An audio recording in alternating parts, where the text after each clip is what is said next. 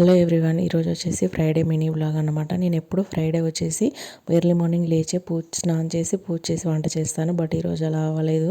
ఎందుకంటే మా చిన్నోడు నాతో పాటు లేచి నన్ను ఏ పని చేసుకొనివ్వలేదు అనమాట.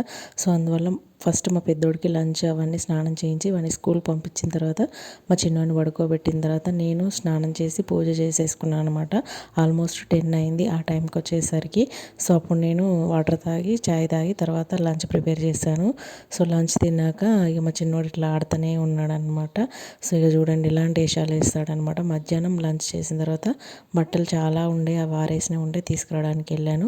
సో అవి తీసుకురావడానికి వెళ్ళినా కూడా నా వెనకాలనే వస్తాడనమాట. వచ్చేవన్నీ కింద పడేస్తాడు ఉంటాడు. వేరే వాళ్ళ దగ్గర ఉన్నప్పుడు బాగానే ఉంటాడు, నా దగ్గర ఉన్నప్పుడు మాత్రం ఎత్తుకోకపోతే ఏడవడం స్టార్ట్ చేస్తాడు. అదే వేరే వాళ్ళ దగ్గర అయితే ఆడుకుంటాడు. నిజంగానే పిల్లల్ని పెంచడం అనేది ఒక పెద్ద పెద్ద పెద్ద ఆర్ట్ అనమాట. దీనికి సంబంధించిన ఫుల్ వ్లాగ్ కింద లింక్ చేస్తాను, ప్లీజ్ చూడండి.